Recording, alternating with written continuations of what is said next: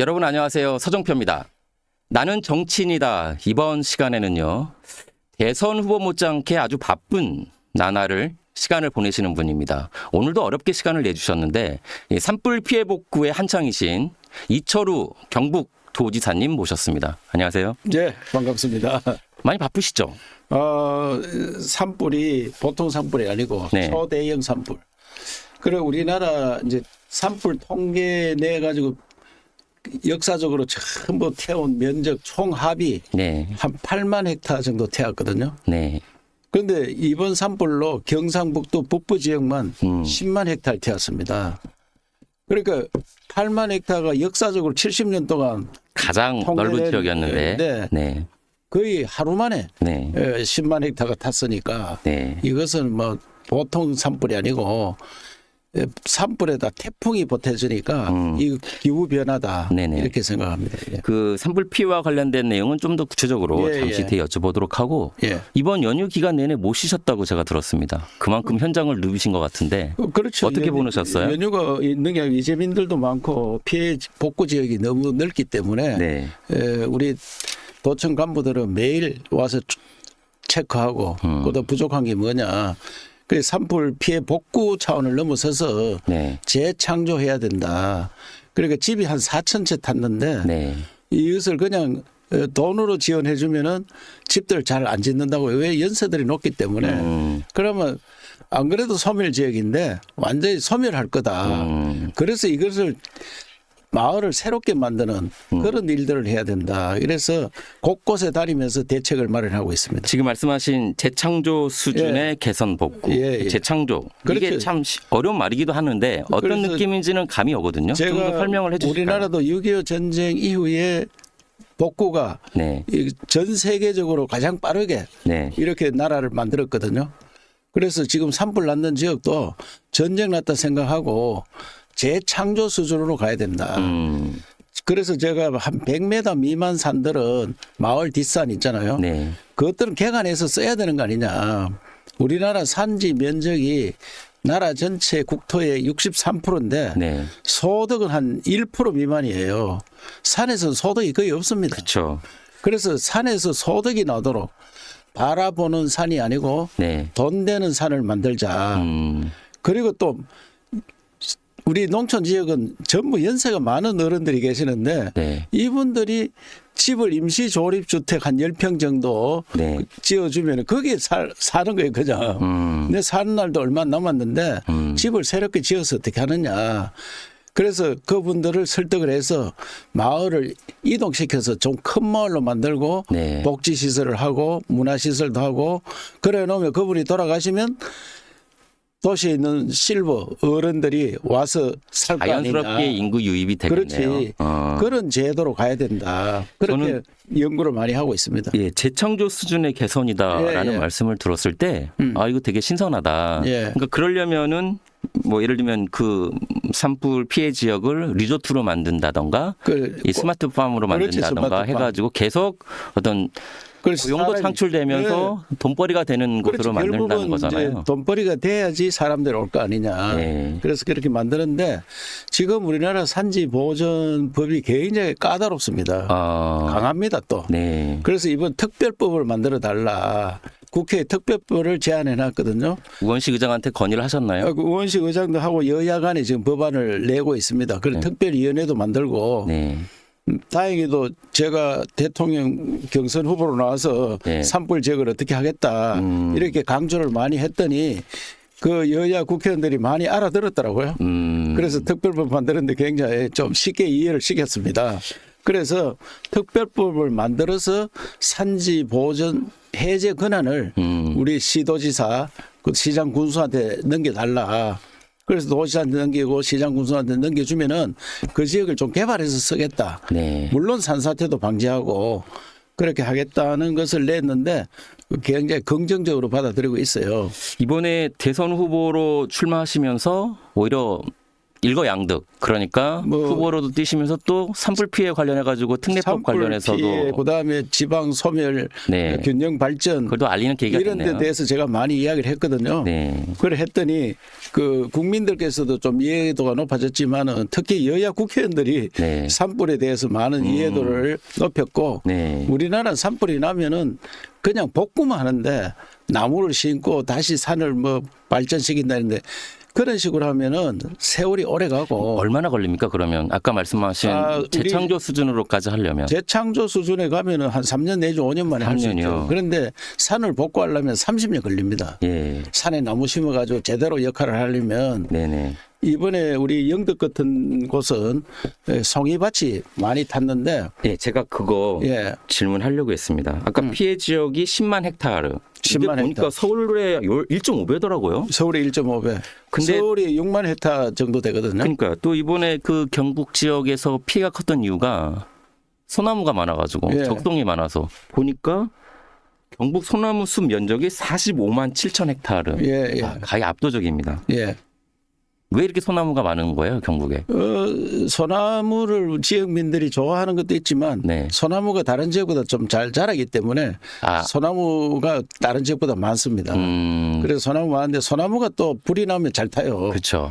그 송진이 있어가지고 또 바람이 부니까 솔방울, 가지 이런 네. 것들이 날아가잖아요. 비화라고 하죠. 이번에 산불이 났는데 영덕에 있는 바다에 있는 배가 31척이 탔습니다. 네. 얼마나 강풍이 불었으면은 바다에 있는 배가 31척이 탔는 이게 것은 날아갔다는 거잖아요. 그렇지 불꽃이. 솔방울 이런 것들이 불이 붙어서 날아갔는 거죠. 네.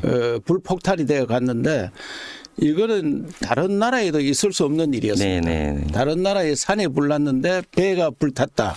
이거는 역사적으로 처음입니다. 그 정도로 소나무가 불에 타게 되면 위험한데 예. 그러면 향후에 이제 뭐 많이들 전문가들이 지적을 했지만 소나무를 심는 것이 아니라 화렵수, 그러니까 내화 예. 이런 불에 강한 화렵수를 식재를 해야 된다. 그런 얘기도 있더라고요. 그래서 이제 우리 경북에 잘 자라는 나무들 예. 이것들은 연구가 다 돼가 있기 때문에 그런데 이제 산주들이 네. 소나무를 또 좋아합니다. 소나무 다 좋아하죠. 한국 사람들. 소나무를 좋아하기 때문에 네. 그런데 이제 불에 내화성 있는 나무를 네. 많이 심기도 하고 또 집 가까이 있는 작은 산들은 네. 나무 심는 게 아니고 개간해야 돼요. 아. 개발해서 써야 된다. 적어도 그 민가에 있는 예. 집 쪽은 민가에 우리 저 작은 산들 있잖아요. 동네 네. 뒷산들. 네. 그런 산들이 지금 다 탔는데 그런 산들은 지금 개발하자. 저는 그렇게 강력히 주장하고 있는데 이것이 법적인 문제이기 때문에 네. 이번 특별법에 그게 당기면 그렇게 하려고 노력하고 있습니다. 지사님의 이 숙제가 많으시겠습니다. 그러니까 자연도 지키면서 환경도 지켜가면서 아, 그럼요. 또 피해를 또 이제 재창조 수준까지 하려면 복구를 전 세계가 그 이제 지구가 있으면은 지구의 70%가 바다고 네. 30%가 육지거든요. 육지의 또 30%가 산입니다. 평균. 그런데 우리나라는 육지의 70%가 산이었어요. 그런데 지금은 많이 좀 바뀌어서 63%인데 우리도 평균 30%로 산이 가야 됩니다.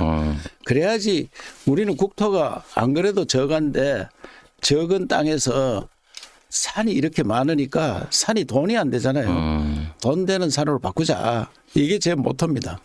그렇기 때문에 산을 이때 불탔는 산은 적어도 개발해서 쓰자. 네. 그거를 국민들께서도 이해를 잘 하실 거고 법적인 문제이기 때문에 법으로 해결을 해야 됩니다. 뭐 엄청난 산불이 발생해가지고 피해가 크지만 예. 이번을 계기로 다시 또 복구를 잘해서 예. 말씀하신 대로 재창조 수준까지 이르게 되면 그래서 한 좋은 또 뭐 기회가 될 수 있으니까요. 우리 후손들이 나중에 여기에 산불나가 다 탄 지역이 어떻게 이렇게 잘 개발이 됐느냐. 네. 이렇게 사람들이 많이 몰려드는 관광지가 되었느냐. 네. 이런 이야기 듣도록 만들어야 됩니다. 그래서 이번에 재창조 복구가 아닌 재창조 수준으로 가자. 그 산 중간중간에 임도를 만들어서 예. 그러니까 뭐 소방차가 가가지고 불을 끌 수 있게끔 그러니까 산불이 나면 산림청 소관이고 그 다음에 민간에 불이 나게 되면 소방 예. 관할이잖아요. 이게 또 너무나 명확한 이 관할 이것도 문제인 것 같은데 여기에 대해서는 뭐 거기에 대책이 대해서도 있을까요? 저도 늘 이야기하는데 불은 119, 예. 불은 119 해야 된다. 그래서 119가 또 소방관들이 숫자가 많잖아요, 우리나라에. 네. 소방관 숫자 많고 시군마다 소방서가 다 있기 때문에 산불 전담 소방 요원들을 만들어서 끌 수가 있어야 했는데 산림청에서는 불 나면은 큰 불이 나면 산림청에서 오는데 네. 그 지역면도 잘 모르고 그러니까요. 오기 때문에 지역에 사는 사람들이 끌 수 있는 그래서 소방 장비 이런 것들도 이번에 보니까 소방 장비 현대화 안 하면 안 됩니다. 헬기 작은 물주머니 1000리터 미만짜리가 70%거든요. 네. 우리나라 헬기에 1000리터면은 2리터짜리 물병 50개인데 하늘에서 뿌리면 그게 내려다가 다 흩어지고 없어요. 그렇죠. 그 그래서 정확한 지역에다가 대형 물주머니 네. 그러니까 지금 10,000리터, 20,000리터 되는 이런 대형 물주머니 하고 밤 되면은 또 속수무책입니다. 헬기가 밤에 못 뜹니다. 그래서 제가 미사일 10,000km에도 미사일 날리가 적중하는데 바로 보는 산에 그 미사일 날리듯이 물주머니 못 날리느냐. 네. 물주머니가 못 날아가면 그 분말 소화 분말 있잖아요. 분말 날려서 불 끌 수 있도록. 네네네. 그래서 그런 거 개발해야 되지 소방 장비 이러가 안 됩니다. 그래서 제가 뭐 의원님한테 들었는데 네. 특공대 출신을 채용을 해가지고 정확한 그 발화 지점 또는 불이 번지고 있는 지점에 물을 투척해야 된다, 투하해야 된다 이런 얘기도 있더라고요. 물론 이게 농담이 아닌 게 사실상 물을 뿌리게 되면 정확한 지점에다가 뿌리기가 어렵잖아요. 헬기가 이제 날씨가 좋고 이러면 뿌릴 수 있는데 예. 헬기가 연기 바람이 거세거나 아니 저 아침에 연기가 꽉 차잖아요. 예, 안 보이잖아요. 바람이 안 부니까 연기가 고이 떠가 있어요. 네네. 떠가 있으면 헬기가 적중할 수도 없고 갈 수도 없어요. 그렇죠. 깜깜하기 때문에. 네. 그런데 오후 되면 또 바람이 셉니다. 세니까 헬기가 또 접근이 안 되는 거예요. 네. 그래서 그런 속수무책을 보고 이번에 너무 애간장이 탔는데 장비 현대화 그래서 대포로 쏘아가지고 날릴 수 있어야 되고 요새 뭐 정확하게 쏠 수 있거든요. 네. 그래서 날리고 그다음에 헬기도 그 바람 불어도 뜰 수 있는 그런 수송기 네. 이런 것들도 현대화해야 된다 그렇게 생각합니다. 이번을 계기로 지사님께서 좀 많은 제도면 제도, 그 다음에 피해면 피해 복구면 피해 복구 예. 모든 면에 있어서 좀 새로운 것들이 좀 다져졌으면 좋겠네요. 예. 그리고 또 하나로 바쁘시잖아요. 바로 11월 달에 있을 에이펙 에이펙, 정상회담. 지금 위원장 맡고 계시 공동위원장이시죠? 예. 그런데 뭐 에이펙은 네. 물론 대통령이 이제 의장이잖아요. 네. 대통령이 뭐 장기간 공석이라서 네. 좀 남들이 볼 때 걱정들 하는데 우리 중앙 정부와 우리 지방 정부가 힘을 합쳐가지고 네. 로드맵 딱 만들어서 추진하고 있기 때문에 네. 준비에는 거의 차질이 없고요. 외국에서 볼 때 이제 그 대통령이 안 계시는데 어떻게 하겠느냐, 초청장 어떻게 되느냐 이런 것들 하는데 5월 달에 이제 초청장을 내거든요. 네. 초청을 내고 또 CEO 의장이 최태원 우리 SK 회장이 대한상의 회장이 의장인데 직접 와서 점검을 다 하고 네네. 외국에 다니면서 초청도 하고 네. 했기 때문에 CEO들도 많이 올 거고 네. 또 지금 주요 나라인 미국 트럼프 대통령도 거의 이제 오는 걸로 네. 많이 예의됐습니까? 트럼프 확실히 옵니까? 확답은 안 했지만은 네. 거의 올 거다 하는 게 그 대사관 전화 그쪽에서 이야기고 네. 자기 대통령 되고 해외에서 가장 큰 행사입니다 이게. 그래서 시진핑은 다음 개최국이라서 오고 그렇죠. 그다음에 문제는 푸틴이 오느냐 안 오느냐. 네. 전쟁이 끝나야 되거든요. 네. 전쟁 끝나면 뭐 트럼프 대통령 되면 그날 전쟁 끝난다 하는데 아직 끝이 안 났기 때문에 네네. 전쟁 끝나면 푸틴 오고 그다음 미국 다음 일본 이시바. 그러면 4대 강국이 다 오면은 네. 더 중요한 것은 이제 트럼프가 김정은하고 친하다고 요새도 뭐 이야기하고 그래서 하노이 빅딜을 실패했잖아요. 네. 그래서 경주 빅딜을 하면 어떻겠느냐. 오, 좋다. 제가 이걸 내일 제안을 했고 네. 미국 대사관에도 전달했고 네. 또 미국 조야에도 기회만 되면 이거 경주 빅딜 한번 검토해봐라. 경주에서 빅딜이 성공하면 이거 이 에이펙이 평화 에이펙이 됩니다. 평화 에이펙. 김정은 위원장 만약에 와가지고 네. 김정은 위원장이 아니더라도 밑에 있는 실무자들이 와서 만약에 경주 빅딜이 성사가 되면 실무자는 안 되고 김정은이 와야 되죠. 이건 엄청난 외교적 성과겠는데. 트럼프와 김정은이 만나면 하노이 빅딜 실패했는 것을 이번에 성공시키면 네. 남북 관계도 좋아지지만은 세계 평화에 기여하잖아요. 그러면 트럼프가 그렇게 기대하던 노벨 평화상 그건 트럼프를 받게 될 거고. 네. 그래서 우리나라는 이제 사실 남북 관계가 풀리면 평화 기반이 조성되면 우리나라 주식값이 몇 배 오를 거고. 네. 제가 대선 경선에 나가서 이 경주 빅딜이 성공하면 네. 트럼프와 같이 북한과 한국 함께 DMZ 그 비무장지대 그걸 개발하자. 그거는 트럼프가 가자 지구도 개발한다고 했는데 그거는 전쟁 중인데도 개발한다 했잖아요. DMZ. 우리 지금 휴전 중인데 네. 그거 개발하면은 막 대한민국은 완전 관광객이 넘쳐날 거예요. 제가 지사님 대선 후보 기간에 취재를 하면서 지사님 상당히 이게 거침이 없으시다 예. 말씀하시는 거에 에이펙 관련해 가지고 제가 질문 한두 개밖에 안 드렸는데 답변을 그렇게 다 해버리시면 예. 저야 감사하죠. 예. 모든 걸 다 말씀해 주시니까 제가 두어 달 전인가 김석기 위원장님하고 대통령장님 예. 지금 김석기 위원장님도 지금 열심히 뛰고 계시잖아요. 그럼요. 예. 점심 식사를 했는데 이번 에이펙 정상회담에 대한 기대. 예. 왜냐하면 우리나라도 마찬가지고요. 지금 각 정상들의 첫 외교 성과를 나름 각국에서 자랑할 수 있는 외교 성과를 낼 수 있는 첫 장이 예. 에이펙 정상회담이더라고요. 그래서 그게 바로 경주고. 우리 88 올림픽이 네. 우리나라를 한 단계 업그레이드 시키는 계기가 됐거든요. 대한민국 그때까지는 잘 몰랐어요, 사람들이. 그렇죠. 네. 그런데 대한민국에 와보니까 이렇게 발전된 나라냐. 이래 됐고, 우리 올림픽 하기 전에 반쪽 올림픽이었어요.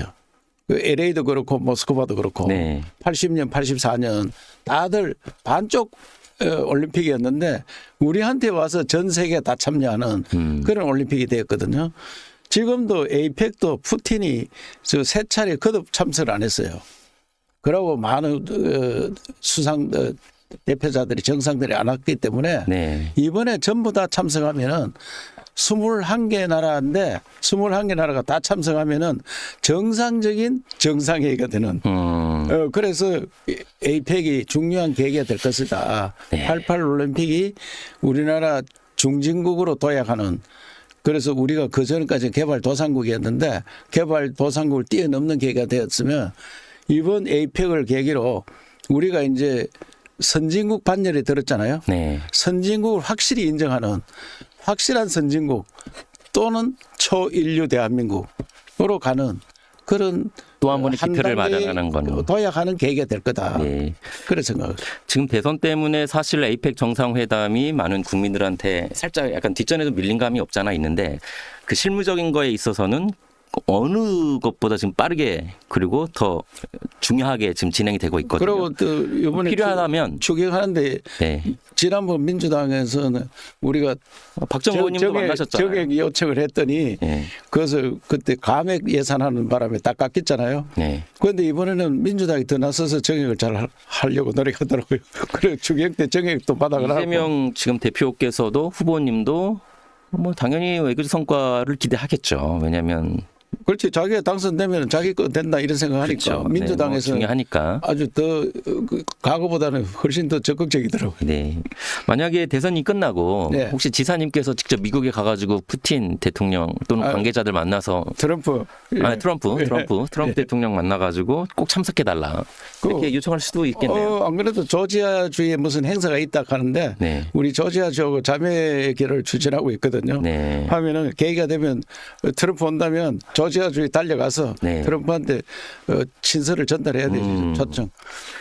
아무튼 각국 정상들이 오면 정말 외교적 성과는 대단할 것이고 국제적 축제가 되는 거죠. 카트 대통령 장례식이 있었거든요. 작년에. 그렇죠. 그때 우리 김장원 목사님이 우리나라 특사로 갔었어요. 그때 트럼프 초청 친서를 보내줬습니다. 제 이름으로. 그걸 전달했다고 하더라고요. 아 그래요. 그래서 뭐 미국 대사한테도 이야기하고 여러 통로로 네네. 전달이 됐기 때문에 트럼프 대통령은 뭐 거의 참석하는 걸로 지금 거의 추측되고 있습니다. 이 네 분을 경주에서 꼭 뵐 수 있으면 좋겠네요. 트럼프, 시진핑, 푸틴, 이시바 그리고 김정은까지. 네. 네, 이걸 꼭 성사시키기를. 제가 대통령이 됐으면 더 좋았는데. 자연스럽게 대선 얘기를 안 할 수밖에 없는데요.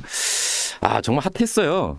그 예. 지사님 뭐 출마 선언부터 그 다음에 애국가 왜 이렇게 강경하게 또는 좀 굵직굵직한 어떤 그런 이미지 선을 좀 뭐 계획하셨던가요? 어때요? 아니 제가 사실상 이제 국회의원 3번 하고 도의사 네. 2번째 하잖아요. 네. 저도 뭐 사무총장도 하고 최고위원도 하고 했는데 이제 지역에 가서 도의사하면서 행정가니까 네. 조용히 있었는데 네. 이 탄핵 국면을 보니까 나라가 너무 위험하다. 네. 그런 생각을 많이 가졌어요. 자유민주주의 체제가 무너지는 거 아니냐. 아, 지금도 우리가 내란이라 여기에 자꾸 파묻혀 있거든요. 그래서 내가 그걸 예비 경선 때 네. 한동훈한테 한 이야기가 있잖아요. 한동훈이가 나한테 이런 질문을 하더라고요. 탄핵 심판이 8대 0으로 끝났는데 아직도 탄핵 반대하느냐. 그런 이야기하더라고요. 그래서 내가 아니 우리 당에 108명을 국민들께서 준 것은 네. 탄핵 같은 게 있을 때 헌법 개정이 잘못될 때 우리가 거기에 가담하지 마라. 그거를 지켜라. 네. 이래서 108명을 준 거 아니냐. 그럼 탄핵 소추에 우리가 안 들어갔으면 탄핵 심판을 기다릴 이유가 없었잖아요. 그러면 조기 대선도 없는 거 아니냐. 그렇죠. 그런데 왜 정치적으로 판단해야지 법률적으로만 판단하느냐. 이 약간의 이연 사항이 있더라도 네. 정치인은 이 나라를 내란으로 몰아넣었다 하는데 대통령이 정권 잡고 있는 사람이 무슨 내란이 있나 이게. 그거에 지금 사상전에 말린 거다. 우리가 지금도 정신 못 차리고 있다 우리가. 계속 민주당에서 내란머리로 가고 있다. 그럼 우리 당에서는 그게 무슨 내란이냐 이게. 대통령이 정권을 잡으려고 내란을 일으켰는데 뭐 제2의 구테타를 했다 하는데 대통령이 무슨 구테타를 하나 이게. 정권을 잡고 있는 사람. 네네. 그래서 이런 것들에 대해서 내가 한동훈 후보한테 확실하게 그때 이야기를 했는데 나보고 강성이라 이야기하는데 강성이 아니고 저는 조용한 행정가였다. 그래서 나라가 무너지는 것은 막아야 되는 거 아니냐. 자유민주주의 체제를 지켜야 되는 거 아니냐. 네. 또 우리나라가 경제가 얼마나 힘드는 이야기야. 여기에 계속 이렇게 갈등 속에 살면 안 된다. 그런 이야기를 하다 보니까 조용한 제가 강성으로 비쳤는데 지금도 우리 도민들은 너무 조용하다고 이야기합니다. 아 그런가요? 예.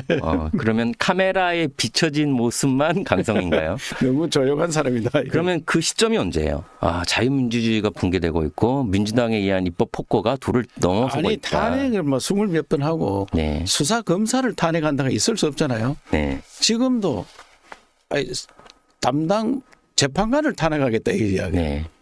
그때는 나를 수사하는 사람을 탄핵했었고 실제로. 이제는 재판관까지 판사까지 탄핵하겠다 이런 이야기다. 그러면 상권 분립이 없어지는 거 아니야. 네. 그래서 이렇게 무도한 민주당 폭거를 못 막아낸다 이게 지금. 지금도 버젓이 대법원장 탄핵하겠다. 뭐 14일까지 뭐 청문회 나왔나.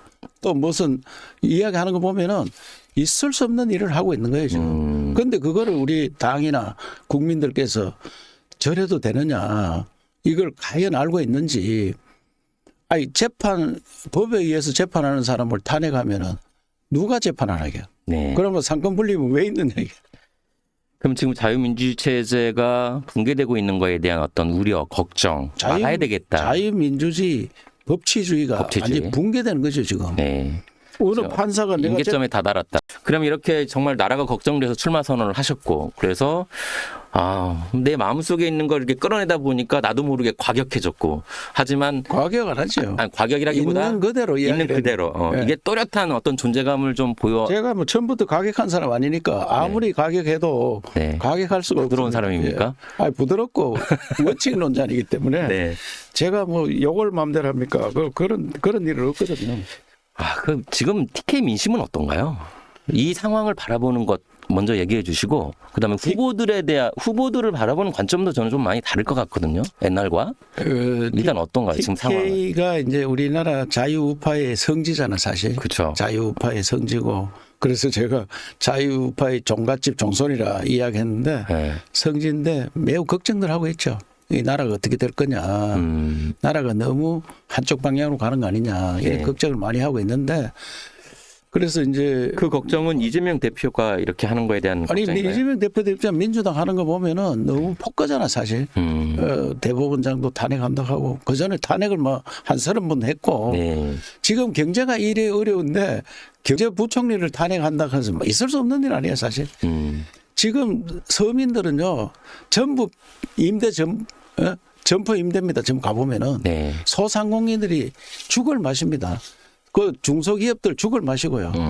이 판국에 경제부총리를 탄핵을 한다 해가지고 경제부총리가 사표 쓰고 나갔잖아요. 네. 자진 사퇴했죠. 이것은 국민들을 어떻게 보는 거냐 이게. 국민들을 삶을 어떻게 보고 많은 경제를 살리겠다 민주당이 잘하겠다 이래 이야기했는데 아이고 경제수장을 쫓아내고 그 미국과 협상하러 가가지고 아직 협상도 끝도 안 났는데 네. 그 협상하는 사람을 중간에 잘라내고 그런 보복도 그런 보복이 없고 그래서 이런 일들에 대해서 우리 국민들이 어떻게 생각하겠느냐.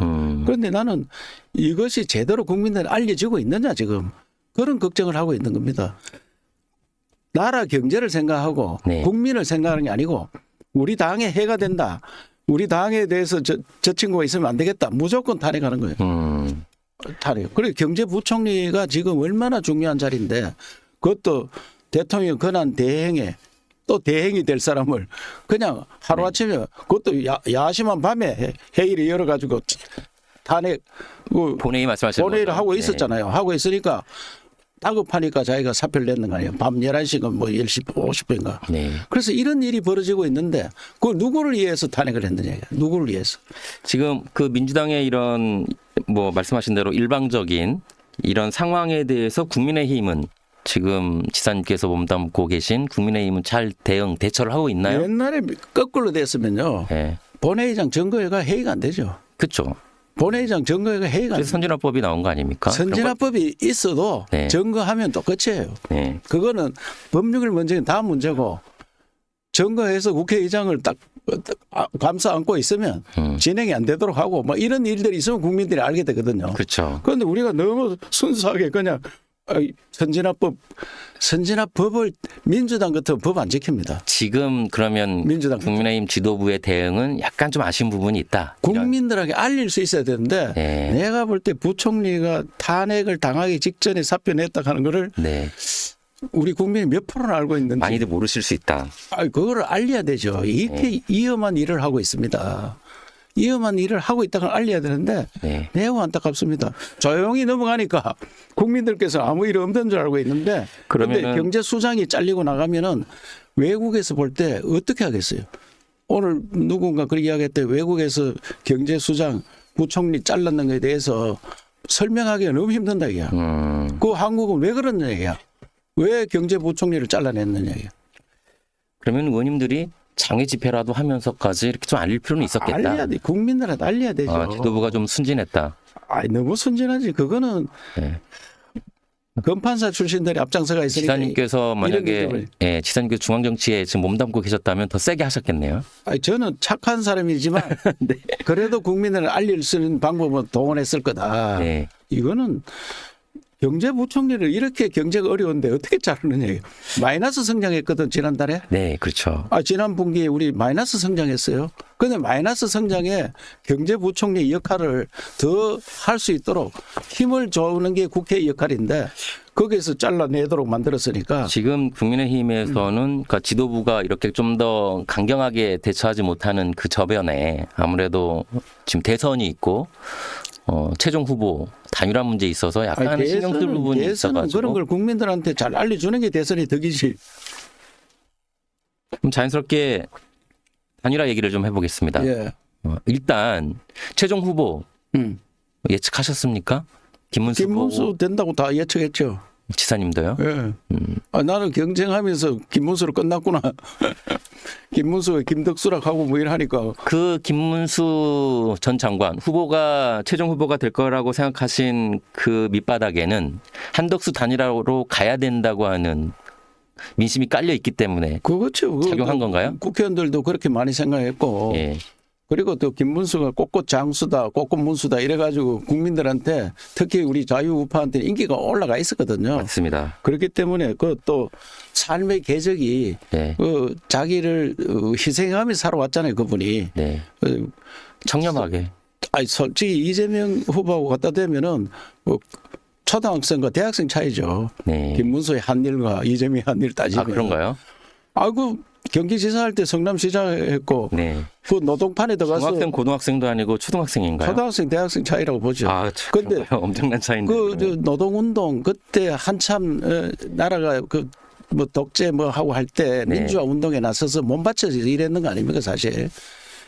저는 뭐 극자에서 극우로 가는 거에 대해서 못마땅히 생각합니다만은 네. 극자도 아니고 극우도 아니에요. 그 평가를 그렇게 하는 게 사람들이 왜냐하면 살아온 그래서 인생이 이제 바뀌었기 때문에. 자기가 희생해서 세상을 바꾸려고 노력한 사람이다. 네. 그래서 나중에 눈을 뜨고 보니까 박정희 대통령에 대해서 자기가 잘못했다고 했는데 나중에 보니까 박정희 대통령이 옳은 일을 했더라. 네. 그 사과하고 또 다시 이제 자유우파로 와서 활동하는데 그 국회의원 3분하고 지사를 2분이나 했잖아요. 네. 하고 또 장관도 하고.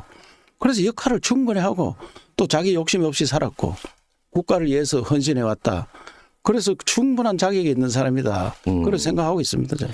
박정희 대통령 말씀하셨으니까 좀 여쭤보겠습니다. 예, 닮으셨어요. 제가 네, 그런 말씀 많이 들으신가요? 제가 박정희 대통령이 무에서 유를 창조해가 이 나라를 만들었는 건 틀림없잖아요. 네. 그분이 공이 70이면 가가 30을 있을 거예요. 제가 공을 다 가지고 와서 네.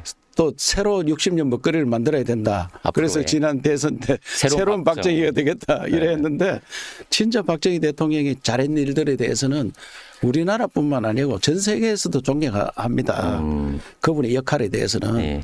지금도 우리나라 뭐 과학기술이라든지 원자력이라든지 새마을이라든지 산림녹화라든지 의료보험이라든지 그때 다 기본을 닦아 놓은 거예요. 네네. 저는 외모를 말씀드렸습니다. 약간의 외모? 닮으신 부분이 있어가지고. 박정희 대통령만큼 훌륭한 게 닮았다기 좋네요.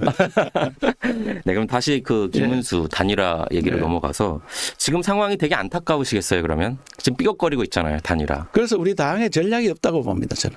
왜? 당 전략이 없는 건가요? 당 전략은 있는데 세련되지 못한 건가요? 아니, 전략이 과거에 어떻게 했느냐 그거 보고 하거든요. 네. 미래를 만들어야 되는데 이번에 경선도 제가 네. 우리 당 경선을 하자. 당원 중심으로. 왜? 당에서 대통령 후보를 뽑는 거지. 당심이나 민심이나 거의 비슷해요. 그러면 미스터 트롯 형태로 80만 당원이 있으니까 그분들 돌아가 한 바퀴 체육관에서 딱 모셔가지고 네.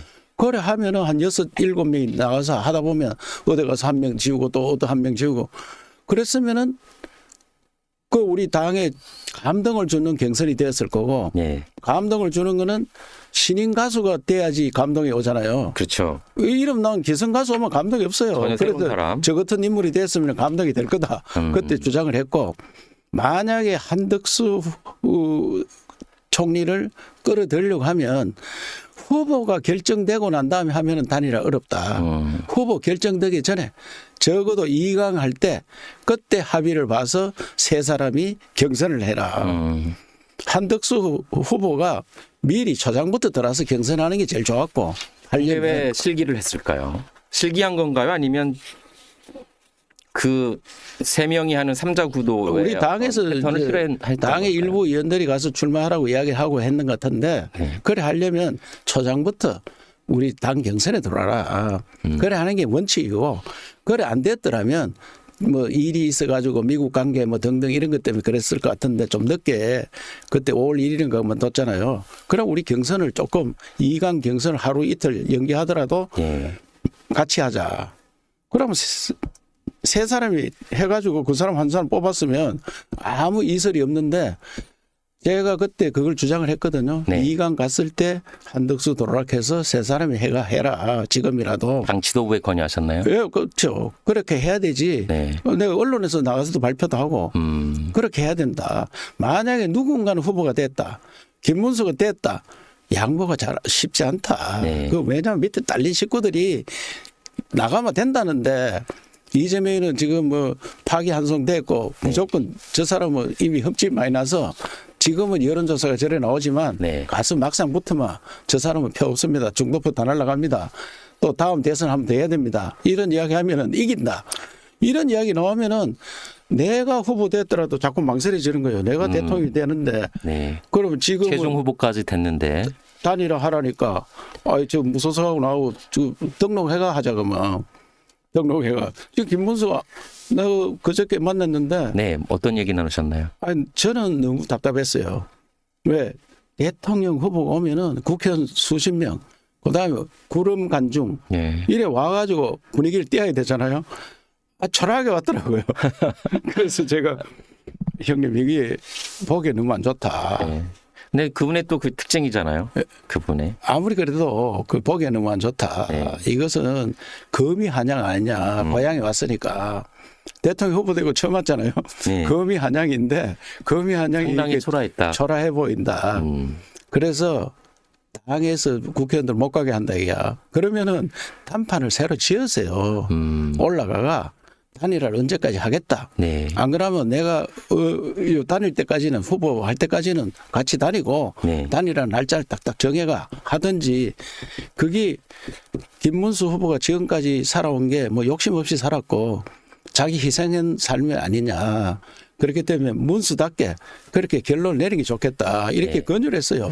이 기사님의 권유가 있어서였을까요? 뭐 제 김문수 권유는 후보님께서 알겠지만 상당히 저는 서문시장 가봐야 소용없습니다. 네. 이런 식으로 가가 뭐 하느냐. 네. 거미 한양해야 된다. 그러니까 50대 50으로 하면 이길 수도 있는데 무슨 지금 망설였냐. 다들 단일화 하는 걸 알고 있었고 네. 시기가 문제라 하는데 그 시기를 그러면은 지금 일정을 딱딱 발표해 주는 게 국민 기대에 맞는 거 아니냐.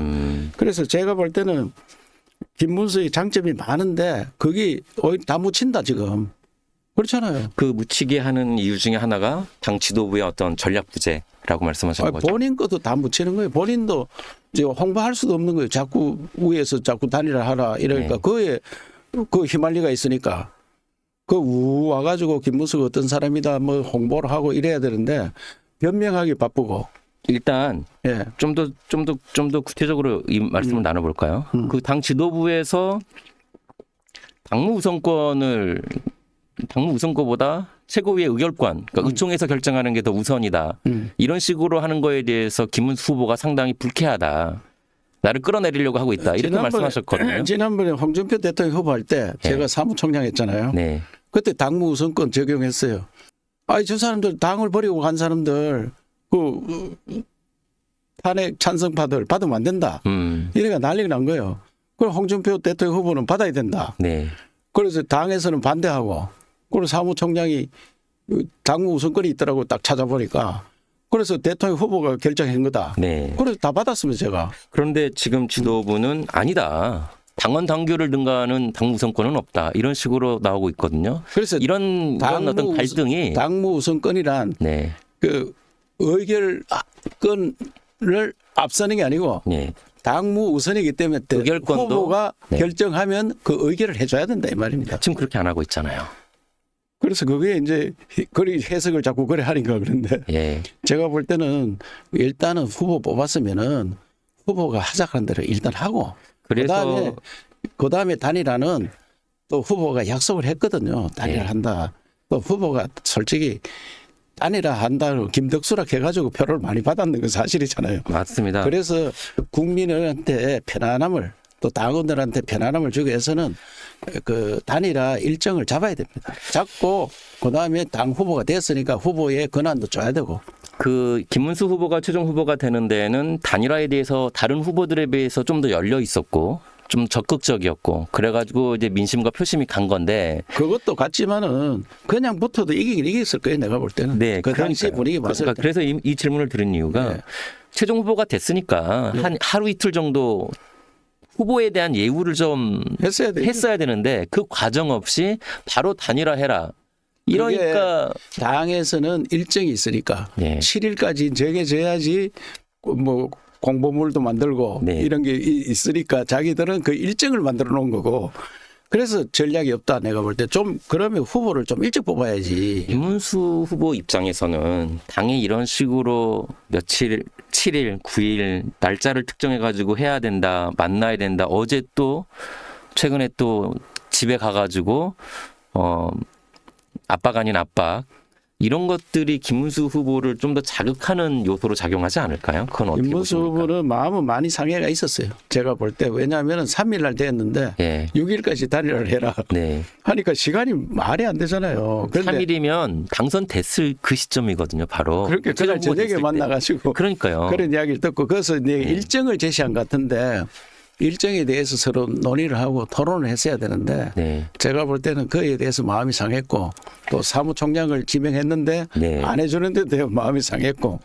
자. 지금 그래서 여러 가지로 김문수 후보는 좀 이래 당에서 자기를 쫓겨내려고 한다는 이런 생각을 많이 갖고 있는 것 같았어요.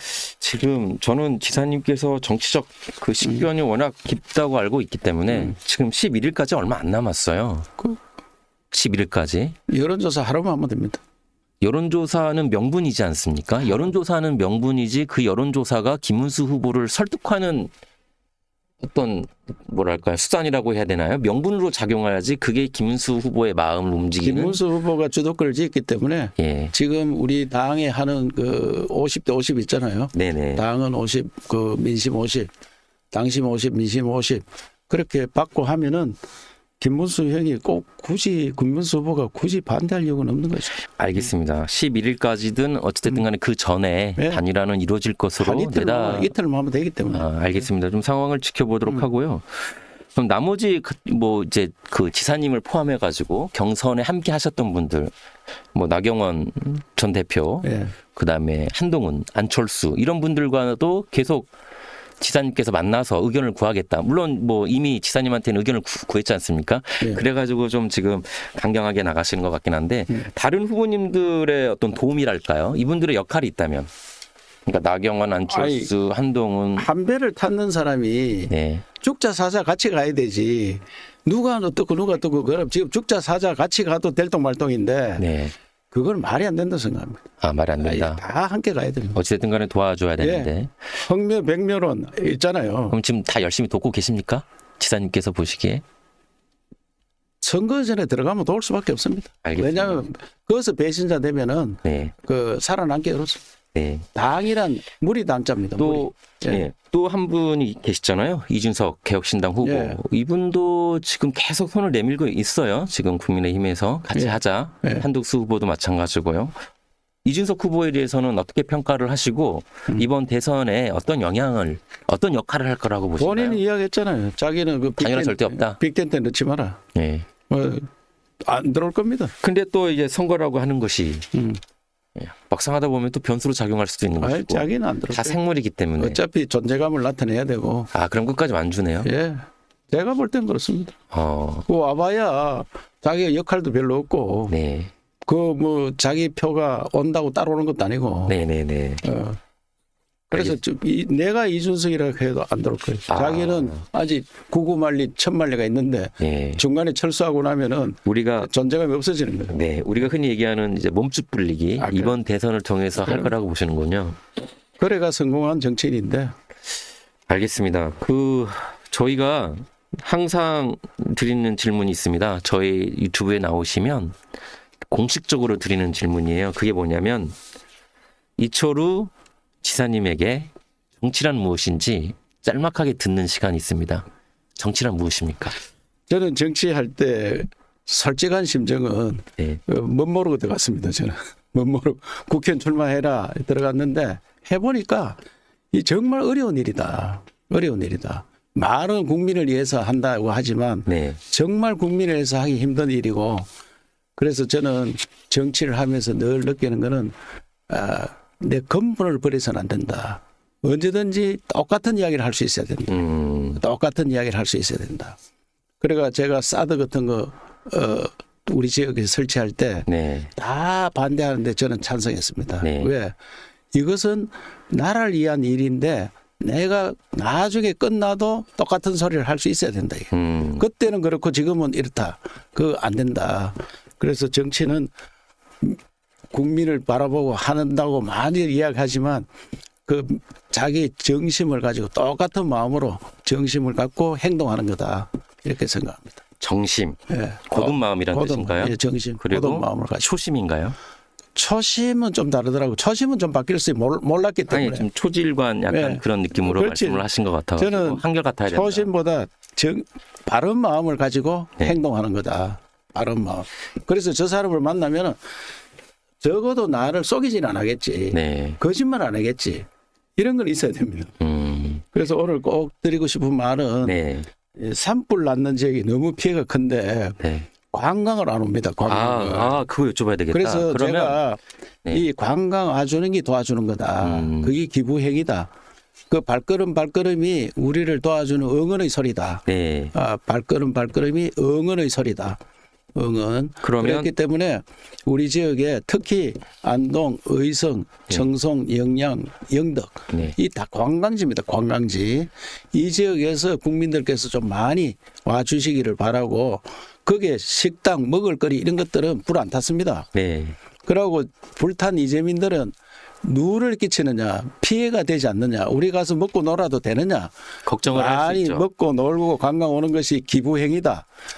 또 내 발걸음이 그 사람들한테는 좋은 소리로 들리고 응원 나한테 박수를 보내주는 소리로 들릴 것이니까 제발 좀 많이 와주시기를 당부드리고 그러면 이번 달 또는 다음 달에 있을 대표적인 축제들 많이 축제가 있거든. 뭐가 있죠? 예를 들자면 축제가 하나, 뭐 한두 개- 산나물 축제도 있고 산나물 축제는 어디 사나요? 산나물 축제 영양 산나물 축제도 있고 그다음에 곳곳이 대게 축제 꼭 무슨 축제 그다음에 축제가 많이 있습니다. 하여튼 네. 지역마다 뭐 근데 많이 찾아가서 예. 네, 함께 즐기는 게 문경의 찻사발 축제 뭐 이런 축제들이 많이 있으니까 네. 우리 그 들리다가 안동에 가면은 하회마을 병산서원 하회마을에서는 일주일에 토요일마다 또 그 놀이들을 많이 하거든요. 예. 그 우리가 하회마을에 그 전부 놀이들 시설들 많이 해놨잖아요. 네. 그럼 뭐 도산서원, 하회마을, 병산서원, 봉정사 전부 세계문화유산이고 그런데 꼭 좀 들려주시길 바라고. 알겠습니다. 대선이 끝나면 저도 한번 시간을 내서 예. 네, 한번 찾아뵙고 축제를 즐길 수 있도록 하겠습니다.